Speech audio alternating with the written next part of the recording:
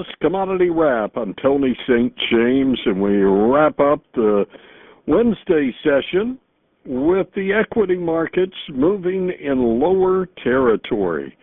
What about the commodities? And when I say commodities, now I'm talking about primarily the row crops. What happened there? Well, the corn market ended in lower territory, trading in a very tight range on the new crop December contract as it settled below that 450 range. Soybeans were also lower, pressure in the wheat market as well, and again, cotton market really kind of surprising, but finishing the session a bit higher as well. Let's break it down now.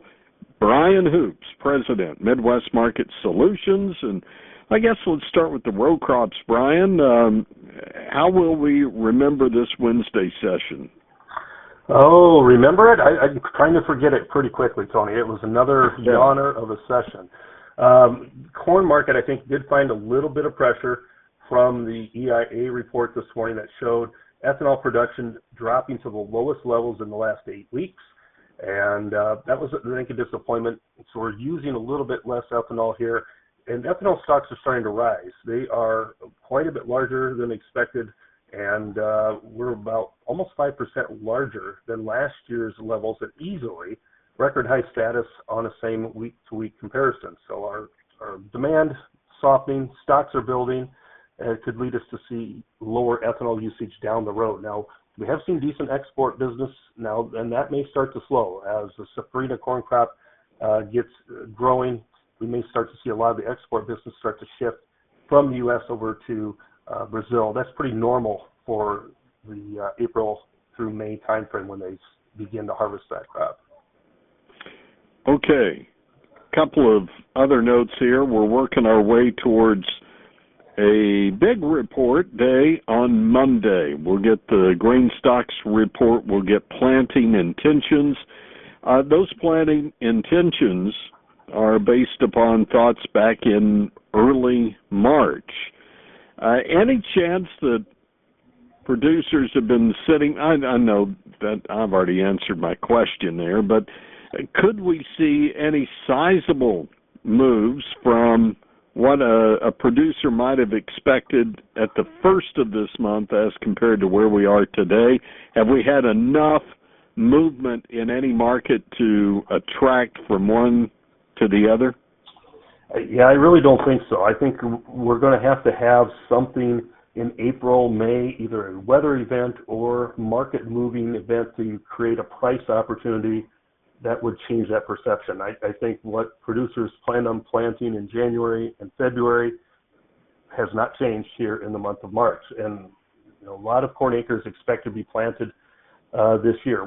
We're going to go back to where we were 2 years ago as far as the rotation goes, about 94.6 million acres of corn and 83.5 or 6 million acres of soybeans. Very similar. That's what the trade guess is anyway, very similar to that.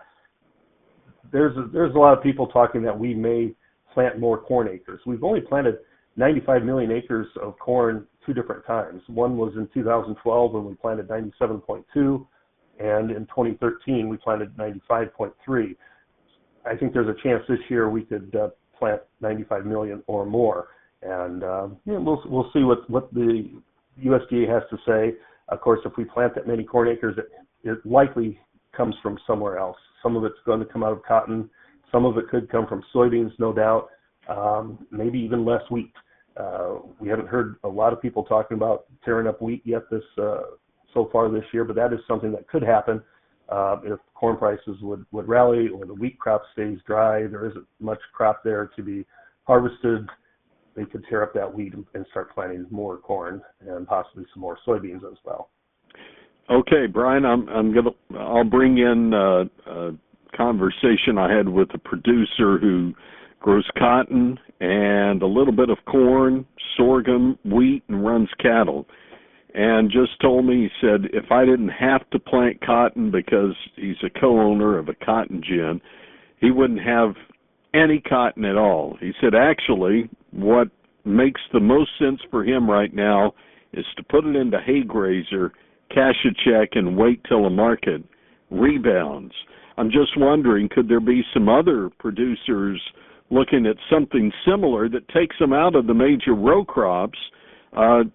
Could we see any of that happening, especially with dry conditions over across the central southern high plains?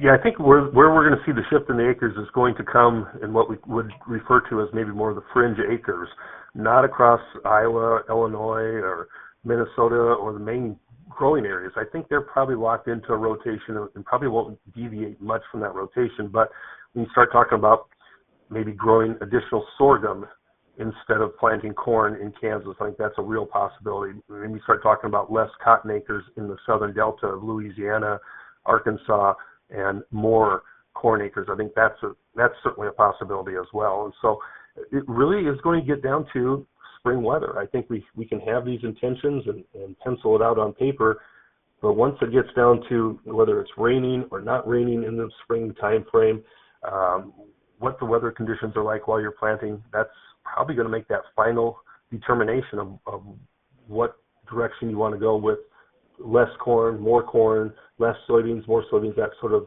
mentality. It's going to get down to planting weather and planting conditions at that time.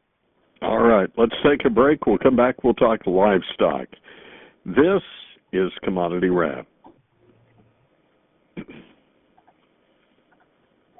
This is Commodity Wrap. I'm Tony St. James. Special guest today, Brian Hoops, President, Midwest Market Solutions. On Wednesday, Brian, higher close for live cattle and feeder cattle, higher close for hogs as well. So I guess if I'm doing my number crunching, solid 2 days in a row for hogs, and after the mixed session on Tuesday, we could say 2 higher for live cattle. A couple of other quick notes here.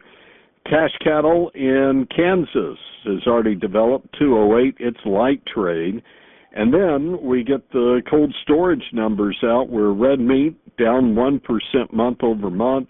Beef has seen a 6% drawdown, but pork up 4%. Bellies or bacon 17% higher. So I've got the close. I've got some outside news there. What else is kind of pushing the market? Yeah, those are the main things that I think are driving those livestock markets.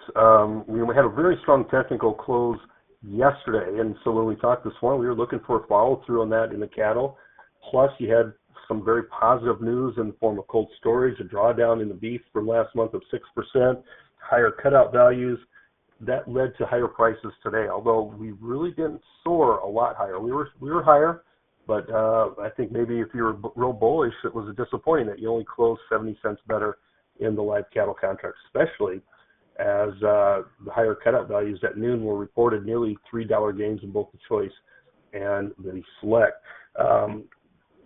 That cash trade that you mentioned, it's very limited at that 208. I think there's going to be more trade developing on Thursday and certainly into Friday. It may not be a lot better than 208. It may be right around that 208 area, which is going to be down a couple dollars. I think you can expect a little bit softer cash trade when we see such a big drop in the futures that we saw on Friday into Monday, and now the cattle market's just trying to stabilize. At least the live cattle is trying to stabilize along with the feeders. All right, so JBS, world's largest meat packer, says scarce cattle supplies dampening their outlook for beef in the U.S., but in spite of that, still expecting an increase year over year of 1 to 1.5%. So the fact that we're hearing that from a meat packer, that tells me they've got to be finding some savings somewhere else if they're having to pay up for cattle. Yeah, they've really had to pay through, the last couple of weeks, they've really had to pay higher for that cattle market, for those cash inventories. The good thing is the cutout values have been responding, and we are moving higher. That tells us that there is good demand for this product. The fact that the cutouts are moving higher despite this higher cash trade, it's a great sign of strong consumer demand. They haven't backed away from these cattle at these higher prices. Now our exports, we'll get a look at those tomorrow. they haven't done quite as well. The weaker dollar has stimulated a little bit of demand, but with the higher futures market, we're going to be, I think, struggling to see this cattle market able to sustain or build on any gains in that cash market. All right. If we want to visit with you one-on-one, how do we track you down? You can reach me directly, 417-501-5132. You can also go to our website, which is MidwestMarketSolutions.com, and find a list of our offices, sign up for our newsletters and video presentations as well. Brian Hoops, President, Midwest Market Solutions. This is Commodity Wrap.